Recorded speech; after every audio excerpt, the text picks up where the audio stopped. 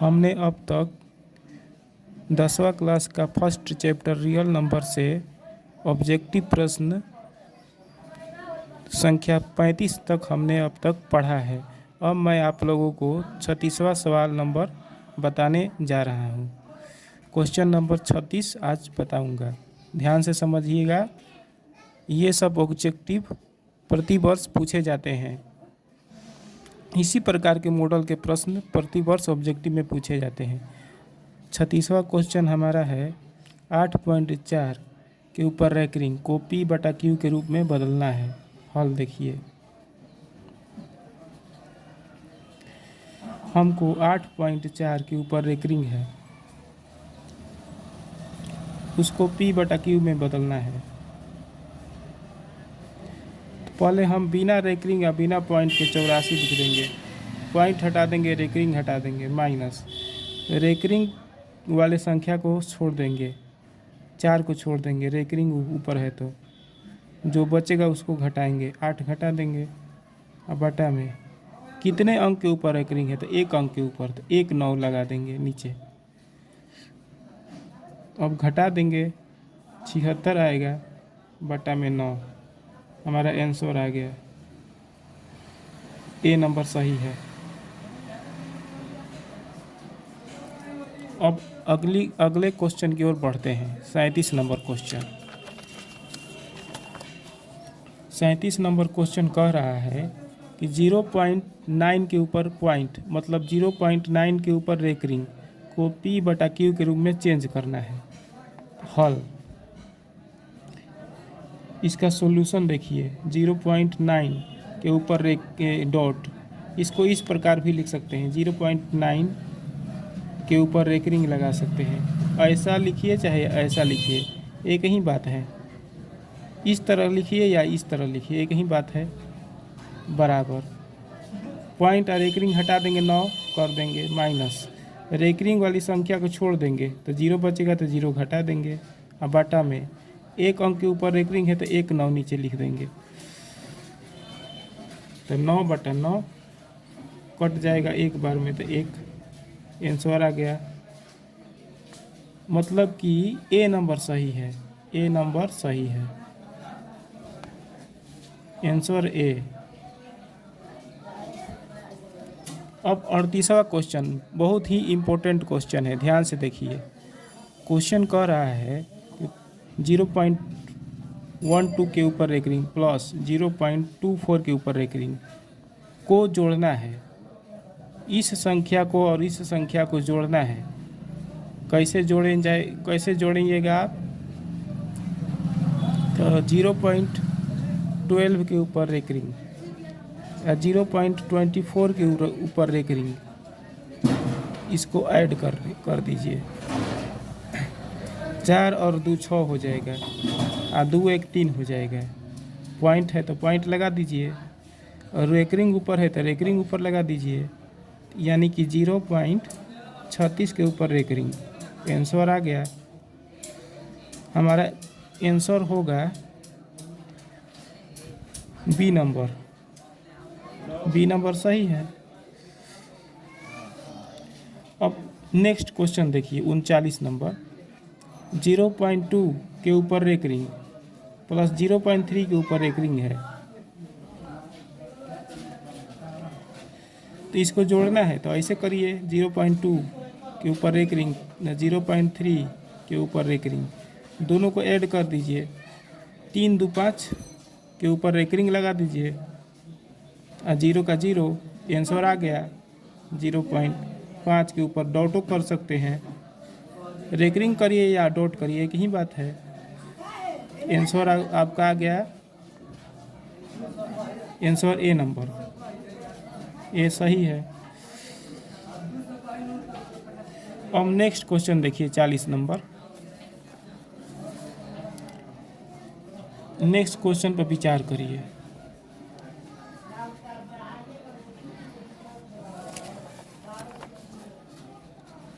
Question कह रहा है, 40 नंबर क्वेश्चन कह रहा है कि √3 प्लस √2 का परिमेयकारी गुणक कितना है। तो हल, ऐसा मैंने क्वेश्चन आपको पहले भी बताया है, पिछले के वीडियो में देख लीजिएगा।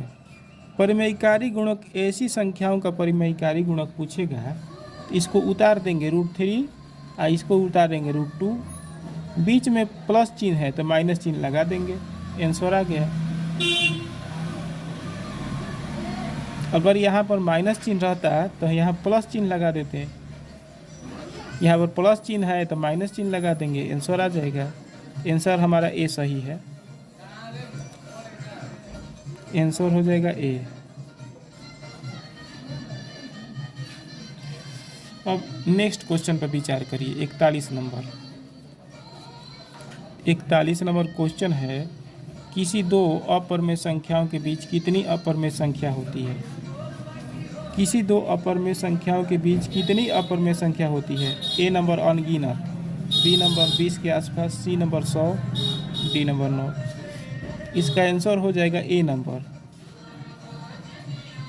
किसी भी दो अपरमेय संख्याओं के बीच अनंत अपरमेय संख्या होती है, ए नंबर सही है। क्वेश्चन नंबर 42 पर विचार करिए। किसी दो परमेय संख्याओं के बीच कितनी परमेय संख्या होती है?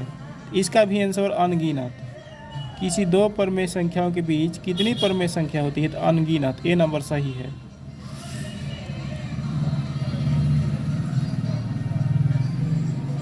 अब 43 नंबर क्वेश्चन, सहअभाज्य मतलब को प्राइम संख्याओं का HCF कितना होता है?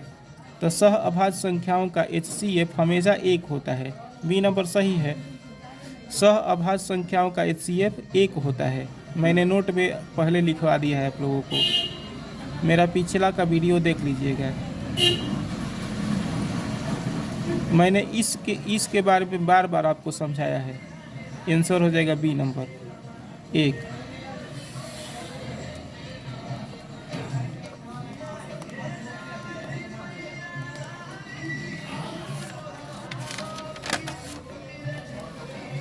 अब 44 नंबर क्वेश्चन पर विचार करते हैं।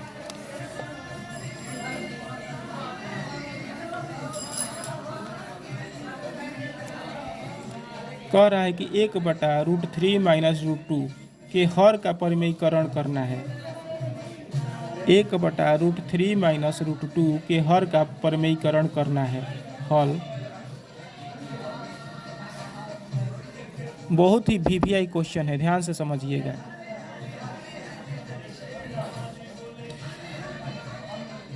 क्वेश्चन है 1/√3 - √2 के हर का परिमेयीकरण करना है। तो क्या करिएगा कि इसको लिखिएगा जस का तस, ऐसे कोष्ठ से घेर दीजिएगा, गुणा इसी संख्या से ऊपर और नीचे गुणा करना है। लेकिन माइनस बीच में है तो बीच में प्लस लगा देना है।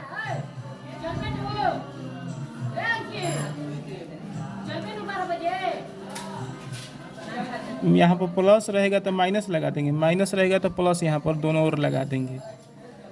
1 में गुणा करिएगा तो वहीं उतर जाएगा √3 + √2। इसका फॉर्मूला a - b और a + b, तो a² - b² √3 + √2। यह 3 - 2, 3 - 2 1 हो जाएगा, मतलब यही संख्या बचेगा, यानी कि ए नंबर सही है। अब 45 नंबर क्वेश्चन पर विचार करिए, ध्यान से समझिएगा। क्वेश्चन कह रहा है कि 2/√3 का परिमेयीकरण करें। तो हल 2/√3 उतारिए, हर का परिमेयीकरण करना है तो √3 से ऊपर गुणा करिए और √3 से नीचे गुणा करिए, इसमें गुणा करिए। 2√3 और √3 मिलकर 3 हो जाएगा। एक ही चीज़ रूट में रहता है, गुणा करने पर रूट हट जाता है। आंसर आ गया हमारा, तो ए नंबर सही है।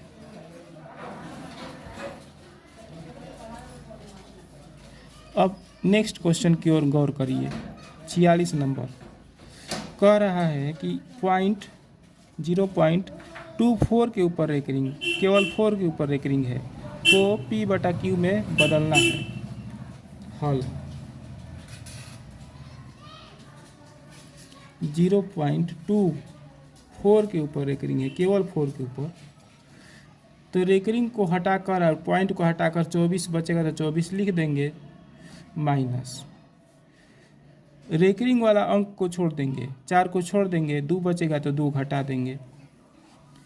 एक अंक के ऊपर रेकरिंग है तो एक बार 9 लिखेंगे, और रेकरिंग को छोड़ करके पॉइंट के आगे एक संख्या बचा है तो एक 0 लगा देंगे। 24 में से 2 घटाएंगे, 22/90। ऊपर नीचे 2 से कट जाएगा, 11 बार मुँह पर, 45 बार में नीचे, 11/45। मतलब कि हमारा ए सही है, आंसर हो जाएगा ए, 11/45 आंसर आ रहा है। अब नेक्स्ट क्वेश्चन की ओर गौर करिए। यदि x और 10 का HCF 5 है और x और 10 का HCF LCM 10 है तो x निकालना है। कह रहा है कि यदि x और 10 का HCF मतलब मौसा 5 है और x और 10 का LCM 10 है तो x का मान निकालना है। एक सूत्र जानते होंगे आप, इसको पहली संख्या मानते हैं, इसको दूसरी संख्या मानते हैं। HCF दिया है और LCM भी दिया है, तो सूत्र होता है पहली संख्या मतलब x गुणे दूसरी संख्या 10 बराबर HCF 5 और गुणे LCM दिया है 10। पहली संख्या गुणे दूसरी संख्या बराबर मौसा गुणे लसा, 10 कट जाएगा, x बराबर 5 आएगा। ये नंबर सही है। अब आगे बढ़ते हैं 48 नंबर क्वेश्चन पर। ये सब जो मैं क्वेश्चन आप लोगों के सम्मुख सॉल्व कर रहा हूँ, यह बहुत ही इम्पोर्टेंट क्वेश्चन है 10th क्लास के एग्ज़ाम के पॉइंट ऑफ व्यू से। अतः आप लोगों से निवेदन है कि यदि आप लोगों को किसी कारणवश ये सब क्वेश्चन समझने में दिक्कत हो रहा है तो मेरे वीडियो को पुनः रिपीट कर के देखते रहिए। मुझे पूर्ण विश्वास है कि आपको अवश्य ही समझ में आएगा। बार बार रिपीट करके देखते रहिएगा। तो ये न तो समझिएगा कि यह क्वेश्चन हल्का है, ये क्वेश्चन भारी है, ये क्वेश्चन आ सकता है। ये हर एक क्वेश्चन इम्पोर्टेंट है, हर एक क्वेश्चन पर गंभीरतापूर्वक विचार करिएगा।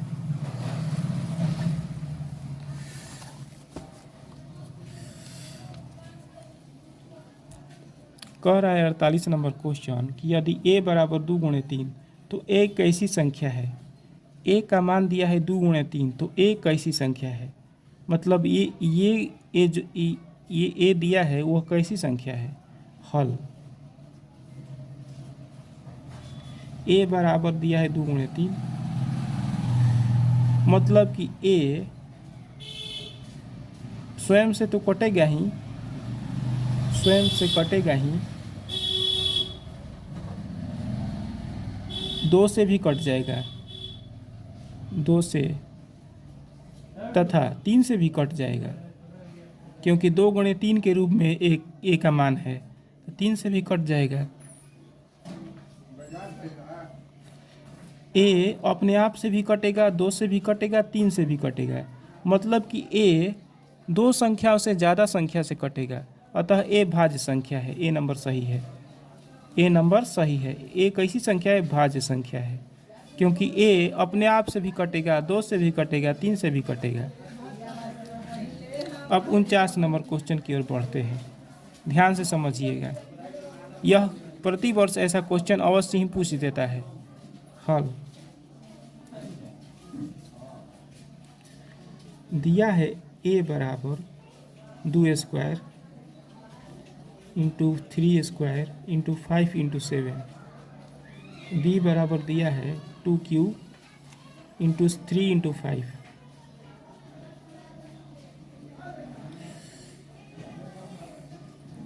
अब हमको HCF दोनों का निकालना है, a और b का HCF निकालना है।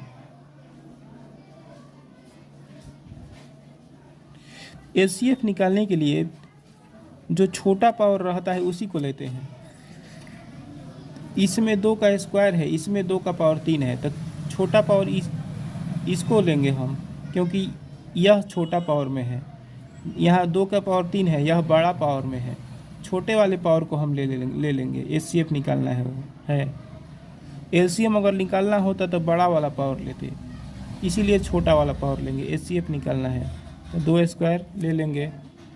इसमें से छोटा वाला पावर ये है तो इसको ले लेंगे 3 को, क्योंकि यहाँ बड़ा पावर है तो छोटा पावर वाला ले लेते हैं, 3 ले लेंगे। इसमें भी 5 है, इसमें भी 5 है, दोनों का पावर बराबर है तो एक ही कोई ले लेंगे। दोनों का पावर एक ही है तो वही संख्या उतार देंगे 5। इसमें 7 है, इसमें 7 नहीं है तो 7 नहीं लेंगे। 2 का स्क्वायर 4, 15, 15 चौके 60। आंसर आ गया ए नंबर। और 50वां क्वेश्चन की ओर विचार करते हैं। कह रहा है कि x का मान है, x बराबर है 2² इंटू 3 इंटू 5 एंड y है 2 इंटू 3²। तो एलसीएम दोनों का निकालना है, इसका और इसका। तो एलसीएम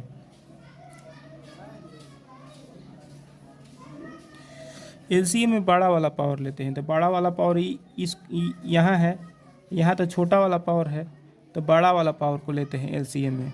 तो 2 का स्क्वायर लेंगे इंटू, इसमें 3 है, इसमें 3² है, बड़ा वाला पावर ये है तो इसको ले लेंगे 3²। इसमें 5 है, इसमें 5 नहीं है तो 5 भी ले लेंगे। एलसीएम में कॉमन होना ज़रूरी नहीं है, जो कॉमन नहीं होता है वह भी ले लेते हैं। 2 का स्क्वायर 4, 3 का स्क्वायर 9 गुणे 5, 5 के 20 गुणे 9, तो 20 9 180। इसका आंसर ए हो गया।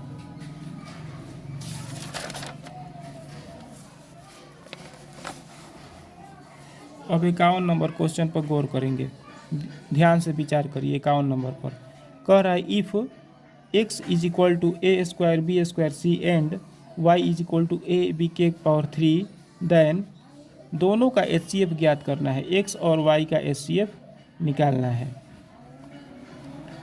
x का मान दिया है a² b² c और y का मान दिया है a b के पावर 3। HCF निकालना है दोनों का HCF में मैंने बताया है कि छोटा वाला पावर लेते हैं। तो छोटा वाला पावर इसमें है, इसको हम ले लेंगे a को। अब b² यहाँ पर है, b के पावर 3 यहाँ पर है, तो यह छोटा वाला है, छोटा पावर वाला है, तो इसको ले लेंगे b²। इसमें c है, इसमें c नहीं है तो दोनों में कॉमन नहीं हो रहा है c, तो c को नहीं लेंगे। HCF में जो कॉमन होता है उसी संख्या को लिया जाता है। तो हमारा आ गया आंसर ab²। ए नंबर सही है। अब 52 नंबर क्वेश्चन पर विचार करिए। कह रहा है यदि x is equal to a² bc and y is equal to ab², then दोनों का LCM ज्ञात करना है, x और y का है। तो हम लिखेंगे x बराबर a² bc, y बराबर ab²। LCM निकालना है x और y का। तो मैंने आपको बताया है कि LCM में बड़ा वाला पावर लेते हैं। तो बड़ा वाला पावर ये यहाँ है, इसको ले लेंगे a²। इसको नहीं लेंगे क्योंकि यह छोटा वाला पावर है, बड़ा वाला पावर को ले लेते हैं। और इसमें b है, इसमें b² है तो b² लेंगे, बड़ा वाला पावर लेते हैं LCM में। LCM में जो कॉमन नहीं होता है उसको भी लिख देते हैं हम। तो c दोनों में कॉमन नहीं है तो c भी लिखाएगा, क्योंकि LCM में सभी लिखा जाता है।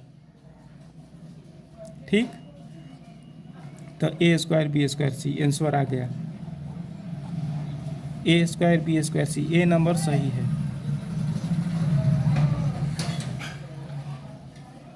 अब हम आगे की ओर बढ़ेंगे। 53 नंबर क्वेश्चन कह रहा है कि LCM कह रहा है कि a और b का LCM गुणा a और b का HCF बराबर होगा a गुणे b के बराबर होता है। LCM of a and b into HCF of a and b is equal to a into b। A और बी का लॉस गुणे ए और बी का मॉस इज इक्वल टू ए गुणा बी। दो संख्याओं का लॉस गुणे दो संख्याओं का मॉस बराबर पहली संख्या गुणे दूसरी संख्या। ठीक, ए नंबर सही। अब हम 54वां नंबर क्वेश्चन देखेंगे। 54 नंबर क्वेश्चन है 2 माइनस रूट 2 कैसी संख्या है। तो यहाँ पर रूट 2 है, इससे कोई मतलब नहीं है। यदि रूट 2 रहेगा, रूट में कोई संख्या रहेगा और वह ऐसी संख्या रहेगा जो रूट के बाहर पूरा पूरा नहीं निकलेगा, जैसे कि रूट 4 लिखेंगे तो यह 2 निकल जाएगा, रूट के बाहर निकल जाएगा पूरा पूरा, लेकिन रूट 2 का पूरा पूरा नहीं निकलेगा। रूट 2 का वर्गमूल 1.414 होता है। यह पॉइंट में निकल रहा है, यह पूरा पूरा निकल रहा है। तो जो पूरा पूरा नहीं निकलता है उसको अपरमेय संख्या कहते हैं। तो रूट 2 अपरमेय संख्या है। तो रूट 2 दिया है तो बी नंबर सही है। अगला क्वेश्चन देखिए, निम्न में कौन परमेय संख्या है। ऐसे संख्याओं को जानने के लिए ऑप्शन से हम लोग बारी बारी से ऑप्शन को सॉल्व करते हैं और लास्ट में जो परमेय बचेगा वही हमारा आंसर हो जाएगा। ए नंबर को हल करते हैं।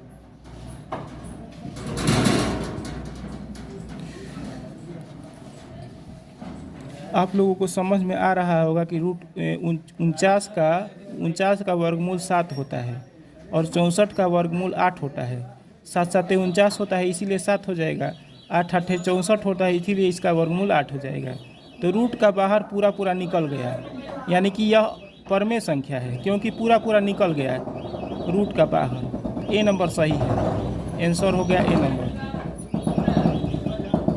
ए नंबर सही है।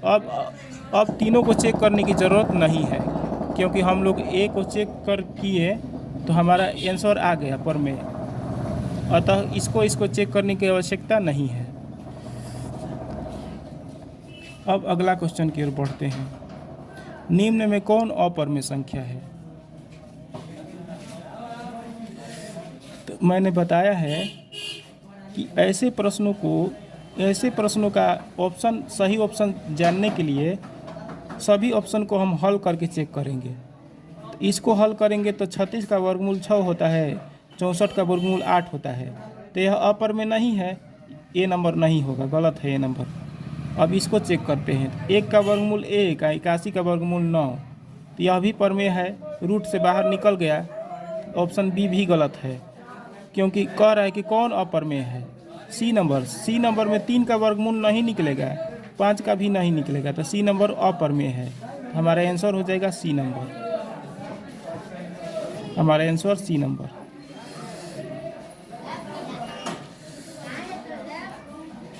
संतावनवां प्रश्न कह रहा है कौन सी संख्या अपरमेय है। तो रूट 16 का वर्गमूल निकल जाएगा 4, ये गलत है, अपरमेय नहीं है। रूट 20 अपरमेय है क्योंकि रूट 20 बाहर नहीं निकल पाएगा पूरा पूरा। जैसे 16 का 4 निकल गया लेकिन रूट 20 का बाहर नहीं निकल पाएगा। तो रूट बी सही है, बी नंबर ऑप्शन सही है क्योंकि बी नंबर अपरमेय संख्या है, तो बी सही है। सी भी अपरमेय नहीं है क्योंकि 25 का 5 होता है, 49 का 7 होता है। ठीक, अब आगे की ओर बढ़ते हैं।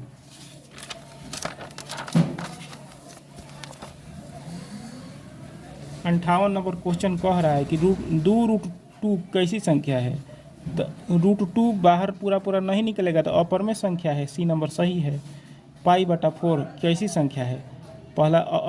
π/4 कैसी संख्या है। पहला नंबर ऑप्शन में परमेय संख्या है, ऑप्शन बी में अपरमेय संख्या है। तो जहाँ भी देखिएगा पाई तो समझ जाइएगा कि वह अपरमेय संख्या है। यहाँ पाई आपको दिखाई दे रहा है तो आँख मूंद कर अपरमेय संख्या पर मारिएगा टिक, क्योंकि पाई अपरमेय संख्या होता है। तो पाई के साथ किसी भी संख्या से जोड़, घटाओ, गुणा या भाग करिएगा। जैसे π+4 भी अपरमेय संख्या होगा, π×2 भी अपरमेय संख्या होगा, π/2 या 4 या 6 या 8 कुछ भी कहिए भी अपरमेय संख्या होगा। π-2 भी अपरमेय संख्या होगा। मतलब कि यदि आपको पाई दिखाई दे देगा तो आंख मूंद कर अपर में संख्या पर ऑप्शन पर मार दीजिएगा, यहीं आपका ऑप्शन सही होगा, क्योंकि पाई अपर में संख्या है, अतः यह बी नंबर सही है, अपर में संख्या। 60 नंबर, कौन सबसे छोटी अभाज्य संख्या है? तो बी नंबर सही है। कौन सबसे छोटी अभाज्य संख्या है? तो 2 सबसे छोटी अभाज्य संख्या है, आंसर हो गया बी नंबर। कौन अभाज्य संख्या है? 8 अभाज्य संख्या नहीं है, क्योंकि 8 अपने आप 8 से कट जाएगा, 2 से कट जाएगा, 4 से कट जाएगा। 9 भी अभाज्य संख्या नहीं है, क्योंकि 9 अपने आप से भी कटेगा, 3 से भी कटेगा, 1 से भी कटेगा। 11 अभाज्य संख्या है, क्योंकि 11 केवल 11 से कटेगा। 15 भी गलत है, आंसर हो गया सी नंबर।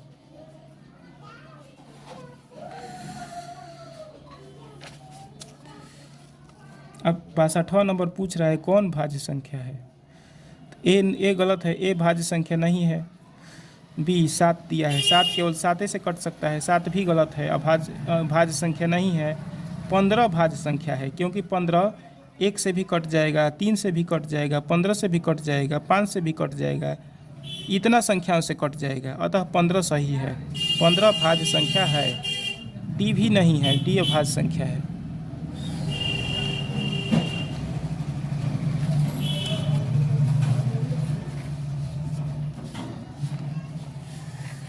अब हम लोग 63वां नंबर क्वेश्चन की ओर चलते हैं। ध्यान से समझिएगा। संख्या 1008 में 2 का अधिकतम घात कितना है? 1008 का हम लोग गुणनखंड करेंगे। ऐसा क्वेश्चन पूछेगा कि किसी संख्या का अधिकतम घात कितना है। जैसे पूछ रहा है कि संख्या 1008 में 2 का मैक्सिमम पावर मतलब अधिकतम घात कितना है, तो ऐसी प्रश्न को हल करने के लिए हम लोग गुणनखंड करेंगे। पहले 2 का घात पूछ रहा है ना, तो 2 से कटाएंगे, तो 2 5 10, 0 2 चौके 8, फिर 2 से कटाएंगे, 2 दूनी 4, 2 5 10, 2 दूनी 4, फिर 2 से कटाएंगे, 2 एकम 2, 2 दूनी 4, 2 छके 12, फिर 2 से कटाएंगे, 2 छके 12, 2 तिहाई 6।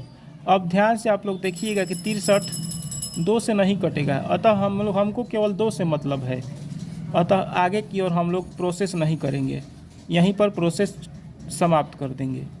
तो 2 कितना बार आया है? 4 बार आया है, तो 2 का पावर 4 लिख देंगे। 2 4 बार आया है, 1 बार, 2 बार, 3 बार, 4 बार, तो 2 के पावर 4 लिख देंगे। तो घात कितना आ रहा है 2 का? 2 का घात 4 आ रहा है, तो अतः 4 आंसर हो जाएगा। जो 2 का मैक्सिमम पावर 4 हो जाएगा, आंसर बी नंबर सही है। 64वां पूछ रहा है कि पाई एक खाली स्थान संख्या है, तो पाई एक अपरिमेय संख्या है, बी सही है, आंसर बी। आप लोग पहले से ही जानते हैं कि पाई एक अपरिमेय संख्या है, अतः बी नंबर सही है। आज हम लोग इतना ही रहने दे रहे हैं, आज के लिए इतना ही। अगर आपको मेरा वीडियो पसंद आया हो तो लाइक करिए, और यदि पढ़ाते आप लोगों को समझाते हुए मुझसे कोई त्रुटि हो गई हो, तो उस त्रुटियों की ओर पाठकगणों से यह आग्रह है, विद्यार्थियों से, कि उस त्रुटियों की मेरा ध्यान आकर्षित अवश्य करें। कमेंट सेक्शन में यदि आप अपना सुझाव भेजना चाहते हो तो सुझाव भेजें। आपका कोई भी सुझाव मैं हार्दिक अभिनंदन करूंगा। मेरे चैनल को ज़रूर सब्सक्राइब करिए। धन्यवाद।